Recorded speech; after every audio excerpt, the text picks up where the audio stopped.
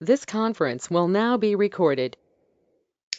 Okay, so your personal business plan. Let's talk about what that means to each individual agent. As an independent contractor, and that's what we essentially are as realtors, we have our own business that we run. We fall under an umbrella of a broker, and every broker has different plans or different tools that they will offer that may or may not work for you. But this is about your own personal business as a realtor, about what you can do for yourself to make your business prosper and grow. As I say to the mentors when we're doing our accountability classes, the object is to set your business plan up from day one as if you have 7 or 10 clients in the wings ready to write contracts and have, so much business going that you don't know how to take care of it yourself. You're going to need to have systems in place to be able to handle your business as it grows. That This again, conference will now be recorded. I accidentally hit the pause button. Okay, so to get started with our business plan, we have 3 P's in business: passion, purpose, and a plan. So, what are the 3 P's? Passion. What is it that inspires you? What makes you do what you do? What interests you? Where do you spend your time? Where do you invest your money? What do you like to do? Write down, what is my passion? Maybe my passion is, for me, for example, it's working with horses and my daughter.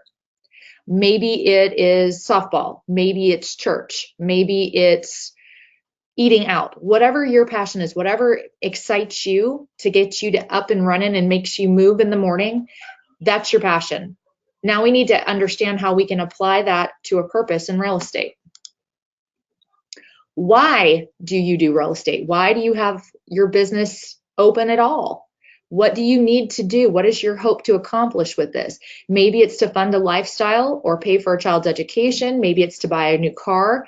Maybe it's to invest in properties or to have a nest egg for your future.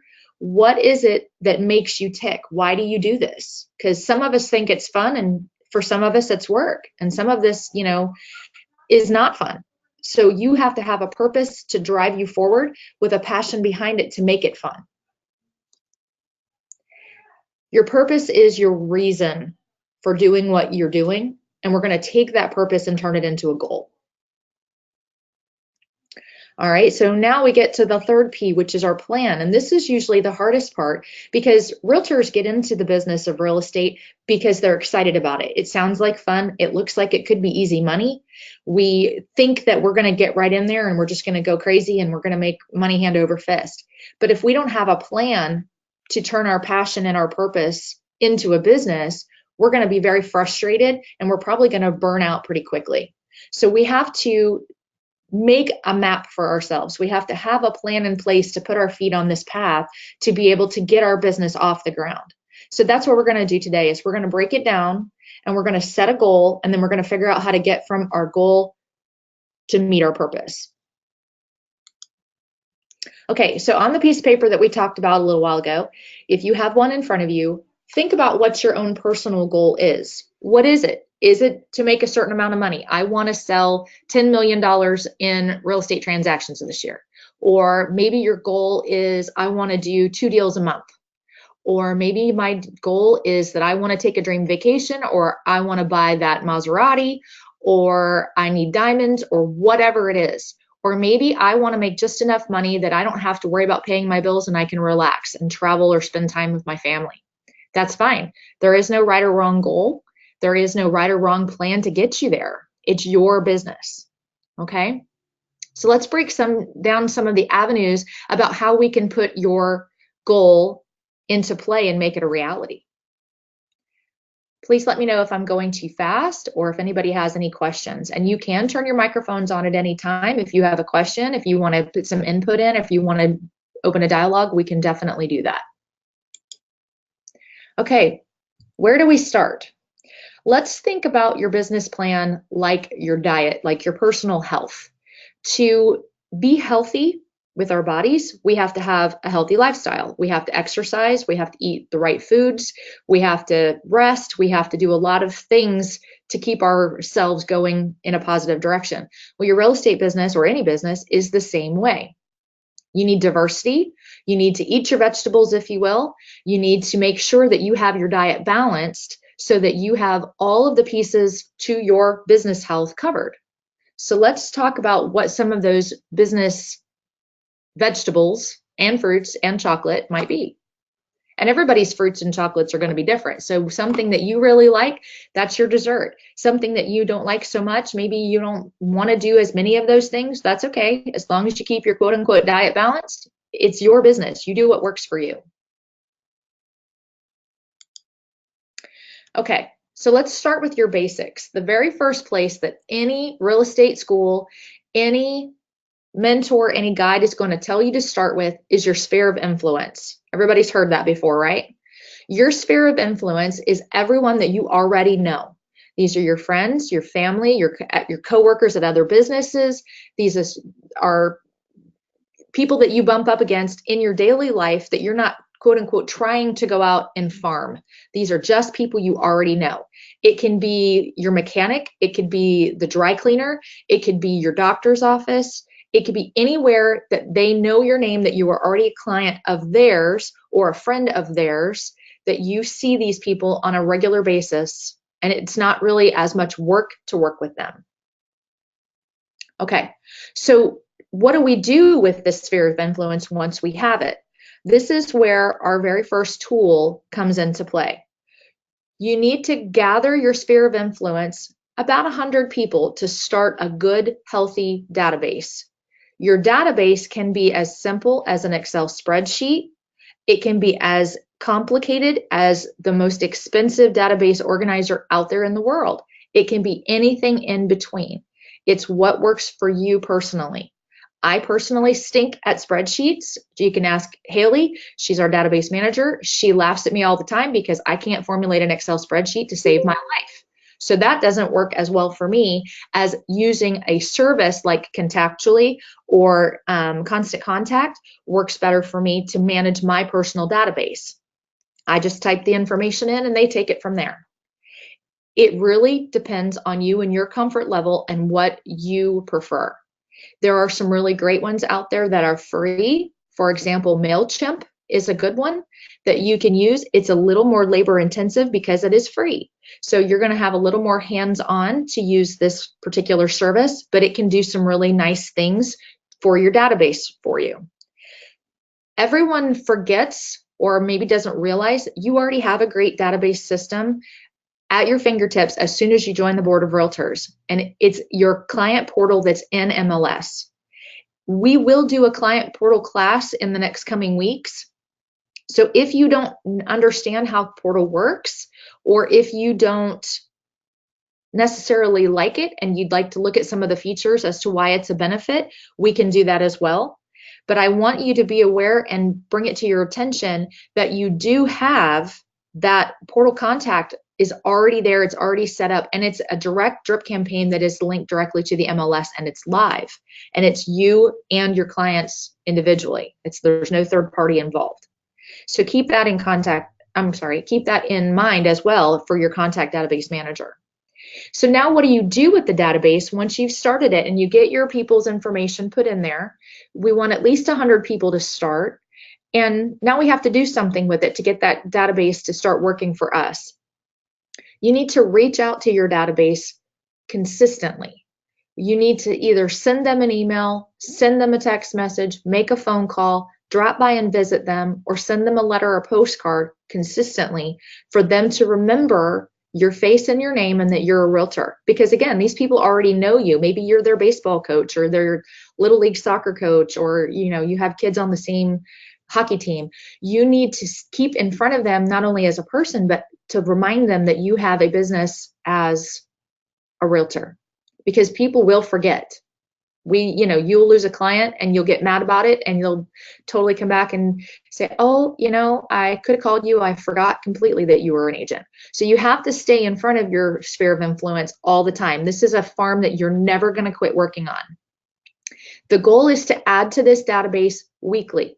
So you're going to constantly have this database on your radar that you're going to add to it. You're going to add additions as you meet people. Maybe you made a friend with a new dentist, or somebody new came to your church that you made friends with. Get contact information for them and add them to your database. This is just your sphere database that we're talking about now, that we're going to add to weekly. Okay? Oh, we already talked about that. We're going to talk about touching your database. We're going to look at 10 or so touch points about how you can reach out and touch your sphere's influence databases. Whoops, we got ahead of ourselves there. See if I can go back a page without messing it up. Maybe not. Oh, yeah, there we go. Okay. The first one that we're going to talk about, a lot of agents use social media these days. Social media is a great thing. If you attended our last meeting on January the 31st, we had a speaker there. His name was Mark, and he is an author and a presenter of SEO presence, which, if you don't know what SEOs are, that is the search engine optimizers that makes your social media relevant online. This is where you come up in Google searches. This is where you get your ratings on Yelp. This is how you actually promote your business and your personal presence on social media. So you can use a Facebook page. You don't have to have an expensive website. You can actually use the social media outlets that you already have at your fingertips, whether it's Twitter, Facebook, LinkedIn, Instagram, Snapchat, Pinterest, even Craigslist can be used to reach a large group of people for very little money out of pocket if you want to do it yourself. Now, you can hire someone like this man Mark that will do it for you, but again, you're going to pay for that service when really you just need to learn the algorithm. You need to learn how to effectively post, when posting is too much on certain sites, but there is a science to it that you can do it yourself if you just devote a little time to it. So this is a great first stop, if you will, for your sphere of influence. This just keeps you in front of your group. Something that is kind of a mistake that a lot of realtors do is they either post too much overwhelming information and they're kind of ramming it down their clients or their sphere of influence's throat to the point that it turns them off, or they go too far the other way and they post too much light stuff or political or religious or opinionated things that also turn people off. So you have to walk the fine line. You have to be very careful with what you're posting and keep your diet, again, very balanced. Oh, all right, we're going too fast again. What the heck? Hang on one second. Let's try that again.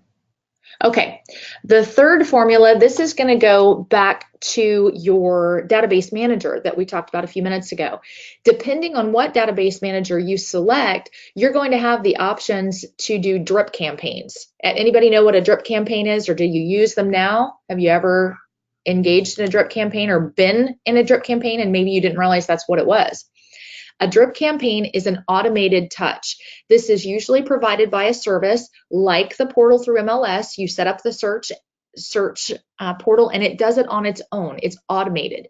This is not something that you have to physically go in and touch every single day, but your clients think you are. You're getting in front of them with an automated touch that just says, hey, let you remember I'm over here, and if you need anything, give me a call. I'll give you a great example. A few years ago, I was working with another agent who was using a service called Boomtown. And Boomtown has a drip campaign plan where you set up for the client that it's going to reach out to you the day that they make contact, 24 hours later, and then 3, 7, and 10 days later. And then it slacks off a little bit to kind of give them some breathing room, and it would reach out every week or two for about a month, and then it would drop off a little bit further, and then you could ramp it back up if you wanted to.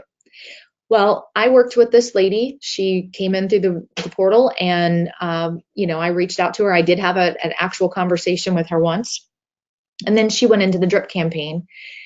About 6 months later, she emailed me and she started telling me about, oh, Harry's having surgery this week and Fluffy the dog is feeling much better now.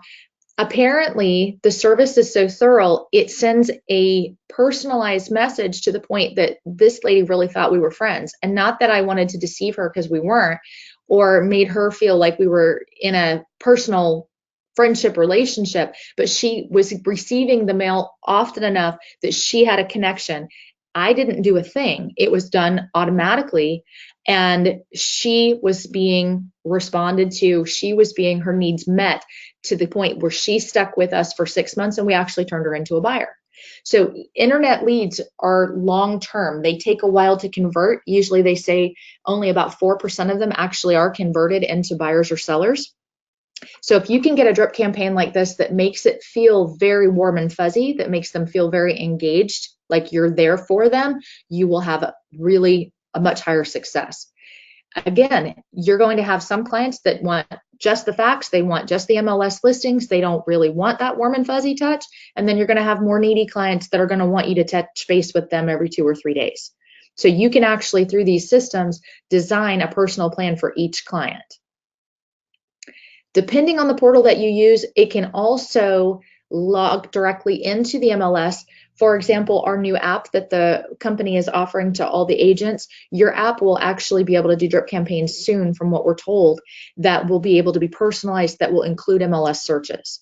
So something else, it depends on what you want this drip campaign to accomplish, will depend on what type of service you use as well.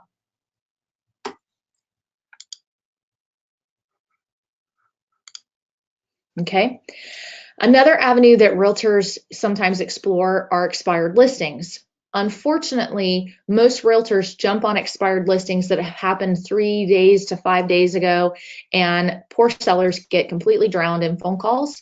They see tons of mail in their mailboxes. They get emails. They get attacked. If you're going to work expired listings, and it's a great avenue because obviously they were ready, willing, and able to sell, but something happened that caused them to not be able to, go back a little further. Go back 3 or 6 months and see if they're still not listed again, if they expired. Look to see if they've conveyed the property themselves. You can check on Property Appraiser and see if that person is still willing. You can reach out to them directly. There are paid services that you can get those those phone numbers. Or you can cheat a little bit. You could call that former listing agent and offer them a very small referral, 10, 15%, if they'll give you the contact information, if you can convert them to a sale. So you're kind of working together as a co-conspirator with that former realtor to give you the contact information. And a lot of times you will get great information about that seller as to why the property didn't sell. But expired listings are a really good avenue. Just keep in mind that everyone does expired listings. So keep that as a small part of your diet. Don't make that your meal, if you will. Okay, another great avenue are for sale by owners, or FSBOs. These are owners of properties that really have decided they don't want to work for a realtor for whatever reason, and they really do need our services. They just don't understand what realtors do. There are services out there that you can direct mail for sale by owners. There's one called RedX. Their information is there in the slide, that you can get these lists that you can direct mail them. Or, as a couple of our realtors have said, no guts, no glory. If you see a for sale by owner, walk up and knock on the door and ask to see the property, ask to talk to the seller and find out what their goals are. And instead of trying to push them to give them their listing, offer to help them see if you can procure a buyer. And if you can, would they work with you? It's not about slaying the listing. It's about providing a service. So if you can convince a for sale by owner that you have an edge that they're not going to have on their own, and I don't just mean putting it in the MLS, but being able to market and provide networking within our own company as well with the other realtors that you work with, you might be able to come across a buyer for them with a little additional services. And if that's the case, would they work with you? At some juncture, you're going to have this opportunity, if they're open to this, that then you can say, if I were able to have this listing, I could do even more for you. I can include it in our smart listing program. I can, direct market, et cetera, et cetera. And now you've worked yourself into a listing appointment. Any question about any of that so far? And feel free to use the chats as well. Don't forget, you don't have to speak on the camera if you don't want to. You can use the the chat box. Again, here is door knocking. This is not my personal favorite. The world is a strange place these days. I would not recommend that or send anybody out with a clipboard and tell you to go door knock personally. A lot of realtors have success at it. And if this is something that you enjoy, okay. But please be safe. Use common sense. Safety is first. Do not approach someone who is truly, acting as if they do not want to be approached. It's not worth it. There are many other avenues and your safety comes first. But if this is an approach that you like, door knocking is a potential. You can go door to door through a neighborhood and, ask if anybody's interested in selling or if they know of somebody that's interested in buying. Open houses. Open houses can be an excellent tool, not only to gather buyers, but also to gather sellers. If you have an open house in a neighborhood and you do it right, if you promote it, if you invite the neighbors in the area to come to the open house, if you're well prepared, you can actually gain listings. I have one realtor that every single time he does a open house in this particular neighborhood, he walks out with 2 more listings. I don't understand his success. It's crazy, but he has the right plan for that right neighborhood, and he does a great job with his open houses. You can do as much or as little, but remember, all of your prep, all of your marketing, all of your careful planning will add up to larger success. So if you just stick a sign in the front yard and put some cookies on the table, you're probably going to be as successful as you plan for.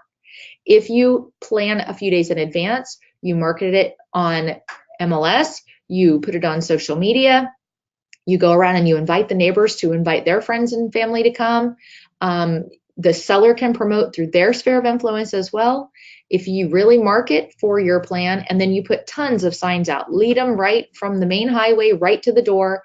Lots of great information provided as far as comps in the neighborhood, days on market, what is the actual market around that property. That's going to help you be more successful. And as the last line says, cookies help too, especially if you can bake them in the house and have that nice smell in there. So when it's very inviting when people come in. We are going to have an open house training that is directly and only focused on open houses in the next few weeks as well. And that will be a live training. It will not be on the website because we have a facilitator that comes in that does an excellent job, but you need to be here and partake of it in person. Okay, referrals. This is something that is underutilized.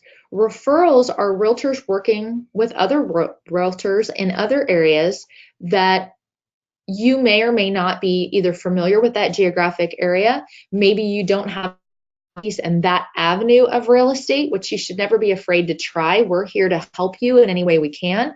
But if you feel more comfortable referring to another realtor, that's okay too.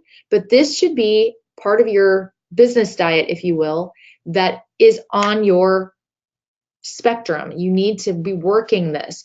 This can be part of your social media reach out. This could be through LinkedIn or through Facebook to other realtors and other markets, maybe in Florida, in Tampa, Jacksonville, Miami, wherever, or even more so out of state, especially if you have family or friends or you're from another area yourself.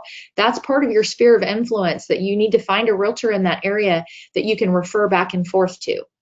That is an excellent avenue. If you can make friends with a realtor in Indiana, Ohio, Wisconsin, wherever it is that you have a niche, people move to Florida as they retire or they buy second homes here. Make a friend and reward them for the referrals that they provide you. This is great, easy money. It's a lead stream that is very simple once you make this connection, and going the other direction is even easier. You refer your client out to someone else in another area and you just receive a paycheck when it's over. So this is something that you need to have as part of your plan and utilize this. You can spend even just 20 or 30 minutes a week working on this, and this is going to pay off for you going down the road. Okay, paid subscriptions for referrals. These are lead sources that you pay for. A lot of realtors use Realtor.com or Zillow. Some use Movoto, which is a little bit more expensive, but it's a vetted lead instead of just one that's being thrown out there. There are tons of them out there. You can Google them, and I would very much suggest that you do some research on their success or ask within the company, has anybody else worked with them? This is something that you need to have in your budget, which we're going to talk about in just a few minutes as well. But you need to be prepared for this because this is, again, consistency. You have to be able to stick with a program once you bite that program off. So these leads are going to be provided for you for a fee. Sometimes you pay monthly, sometimes you pay per lead, like a referral back to the referring company. Okay. But again, this could be an attractive part of your business plan if that works for you. Some realtors never do this and some realtors only do this. So it needs to be your personal preference. Okay, another avenue is business networks, social groups, sports teams, things that you enjoy that you are already a member of, whether it's your HOA association in your personal community, a PTA that you're a member of with your kids. This could be, a religious organization. This could be a card group that you play with, pickleball, anything like that. This is something that you're a member of. It goes along with your sphere of influence, but this is a group of people that you work with or are spending a lot of time with organically, or it could also be a business network like BNI or P, which that you subscribe to be there. And usually they limit the number of each profession that is a member of this group, and they refer back and forth to each other within these business networks. So keep that in mind too, that if you have the time and if you have the interest, these groups can be very good resources for leads. This one, probate, divorce, code enforcement, and others. These are a little bit less comfortable for some realtors. These are distressed properties or distressed situation. If you make a connection with a probate or a divorce attorney, you can help families that must liquidate property, whether through a death or a divorce, find buyers and sellers for their property. Code enforcement, if you get on the docket for the city of Cape Coral, the city of Fort Myers, you can find properties that are also in distress. These are people that need help to either sell their properties to disperse, their assets to gain capital, or these are people that are drowning in code enforcement, that these are investor specials, okay? There are groups of investors, and you can find them all the time. Everybody's like, I don't have any investors in my pocket. I don't understand what you mean. You see investors advertising themselves every time you pull up at a stoplight. Those We Buy Ugly Houses, that's an investor. There's also several investment groups that if you Google, I'm not going to give you the names in this webinar, I'm not going to promote or market a particular group, but you could market investment groups in Southwest Florida and you will come up with half a dozen that if you reach out and make a contact, when you find one of these situations, these properties, whether it's code enforcement or through a dissolution, you can pitch this directly to an investor. And even if you're just doing it for a flat fee, you can facilitate these sales for these distressed properties or distressed property owners to investors. So that's another really great avenue. It should be a part of your diet, if you will, again, to have this outlet in your business plan. And we can talk more about that too. If anyone has any questions on more thoughts, we can have a brainstorming session on how you can find these investors and how you can find these quote unquote ugly houses or ugly situations that you can help facilitate these sales. And it doesn't take any special certifications or anything like that. Anyone can do them. Okay, so now we get down to the truly ugly part of business planning, and this is your budget. This is so important. Now we have all these different tools. Now we got to figure out what we can afford to implement today and then what we can afford to expand upon in the future as our business grows. Your budget has to be sustainable. If you launch your business and then you don't have a resource or a slush fund to be able to pull from for the next 5 to 6 months or even a year, you're going to fizzle out and you're going to lose the ground that you've already gained. The most important key in your real estate business plan is to be consistent. Statistics say that we have to touch our audience 5 to 13 times for them to consider us to be a credible professional and to remember us. It needs to be similar images. It needs to be your logo. It needs to be the same material, not exactly the same, but the same image that makes them have recall 5 to 13 times in a row. There are services that you can subscribe to that will actually do this for you. And it's somewhere between 90 cents and $1, including postage, that will direct mail to your farm area. Your farm area may only be 100 houses, okay? 100 houses, 5 times minimum, that's $500 a year for that 100 houses. If you can't do that consistently, if you can't commit to it, then we got to figure out a way that we can get you there. The way you can subsidize that is, let's do some ugly houses sales. Let's quickly put some deals together, and it can happen. You can do it to this afternoon. We can put deals together. We need to get a couple buyers so that now our budget is a little more fluid, and now we can commit.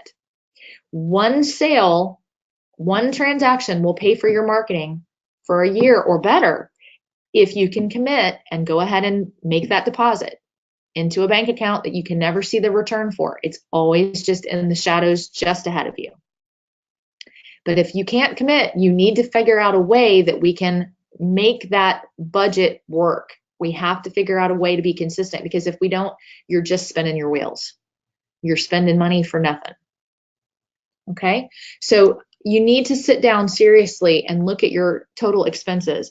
Part of your budget also needs to be your annual budget, needs to be your realtor dues, your MLS dues, your sign-in expense dues that you're going to have that's a recurring fee, your super key, any subscriptions such as the Zillow or the Realtor.com. If you pay for an SEO expert to help you market your business, how about your database drip campaign manager? All of these things have to be figured into what our budget will be. But all of those things are secondary to this 5 to 13 touch concept of marketing to your farming area. Anybody have any questions about that so far? You guys were being very quiet this morning. Here it is again. Remember to take into account your association fees, your MLS, your other business expenses that are going to come up, your vehicle maintenance, your accountant. You got to have a realistic plan that covers your expenses. And last but not least is remember to stay learning all the time. Your education is important. And I don't necessarily mean getting designations or anything like that, but check in on that market knowledge, check in on the newest technology. What are the systems that other agents are using that are having good success with? Attend some classes or some trade shows, some workshops, network with your fellow realtors, watch some YouTube videos to stay current, get insight on new concepts. Make sure that you are learning something, if not every day, at least every week. Stay in a curious real estate mind. And then we have to take all of this information and we have to create an action plan. Our action plan is, after we identify the who's, the whys, and the whats, we got to have our plan in place to set it into motion. You should have for yourself a daily plan, a weekly plan, a monthly plan, a mid-year plan, a biannual plan, if you will, and an annual plan. So we need to have ourselves a daily goals list. I recommend to the mentors that you create a to-do list. Don't get chained to it, but this is your focus point. This is where we're going to say, today I'm going to do this to procure a side of business. Whether it's going and picking up one of those investors off the We Buy Ugly Houses signs, or it's going to be, I'm going to study my farm area on the MLS and find what is new, what the most current days on market is, what is the price of this neighborhood, who are my competing realtors. Get to know your market. Also, update your sphere of influence every single day or at least once a week. Watch those YouTube videos, plan an open house. What are you going to do today to narrow your focus to be able to put your plan into place? Focus is the shortest route to success. Multitasking is a myth, so you need to make sure you are focusing on one particular thing at a time. I'm going to show you a short video now that Jack actually put together a couple of years ago. It's still very pertinent. It's very similar to what we just talked about, but it's a different kind of a visual that I think might help put our action plan into place.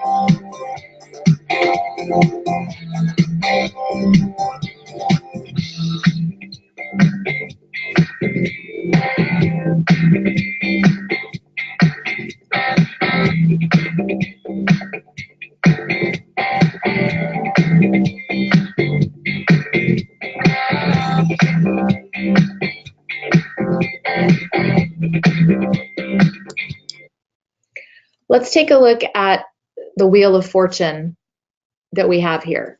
You can see there are 6 identified pieces of the pie. Your pie chart might be completely upside down from this. It doesn't matter. There's no right or wrong. There's what works best for your business. But here are those same touch points that we talked about. Here's your sphere of influence and your social contacts. Here's your farm to list. This is your direct marketing pieces. Expired, your FSBO calls. This is your paid internet marketing leads, event marketing and open houses, and referrals. So this is the exact same concept that you have to decide how big is each piece of this pie for my personal business. Maybe I really like to do and have great success at open houses. Maybe I have great success at referrals, or maybe my marketing farm direct mail list, it kills it. And I don't need to do as much of these other pie pieces as the other. Maybe this is going to be half of my pie instead of only a quarter. It's entirely up to you. It depends on where you're marketing to, who your audience is, and what your goal is to accomplish. So what I would like for you to do is I'd like for everyone to, on a piece of paper, either now or later, you're not going to share it with anyone but yourself unless you want to bring it in at some point and we can talk about it, or you can email it in if you'd like, what your personal pie chart looks like. Where do you get right now in the last year's business? Where did you get the most of your business from? Was it a internet lead system? Was it from referrals from other realtors or from your sphere of influence? Was it from mailers? Was it from open houses? Write down, out of, let's say you had 10 closings, if I had 5 that came from my marketing list, well, that's half my business. Divide up your business plan to look at where you're strong and where you have weaknesses, and think about where you can devote a small amount of time weekly to expand those other smaller pie slices to increase your business. If your farm to list is your greatest strength, how can I put a little more into that plan, expand my farm a little bit more to double those outcomes as well? So I'd like for everyone to do this pie chart and to think thoughtfully about where I spend my time, where I spend my money, and what is my rate of return on that investment. The second thing that I would like for you to do is, on a piece of paper, it can be an index card, it can be a post-it note, it can just be wherever you want to write it down. Write down what your personal goal was for this year. Guys, stick it in your wallet. Ladies, put it in your purse. Carry it with you someplace where you're going to see it. Stick it on your refrigerator or on the top corner of your computer screen. Put it somewhere where your goal is looking at you daily so that you focus on your goal. In a couple of months, we're going to talk about this again if anybody would like to come back and revisit this. If we want to look and see who's on track, who's doing well, who's succeeding, who needs to strengthen a little bit more. If there's any changes that you have made personally, successes or failures, and we always learn more from our failures than we do our successes. Is there anything that we can take from this experience and increase our business exposure again? Okay, well, that's pretty much everything that we have for the business planning and goal setting for this period of time. Does anybody have any questions, any comments? Does anybody want to talk about anything, clarify anything? Okay, great. Well, thank you very much. Next week, we will be doing our as-is contract versus the standard purchase contract comparison. Same time, 10 o'clock Tuesday morning. Thank you very much. We'll talk to you soon.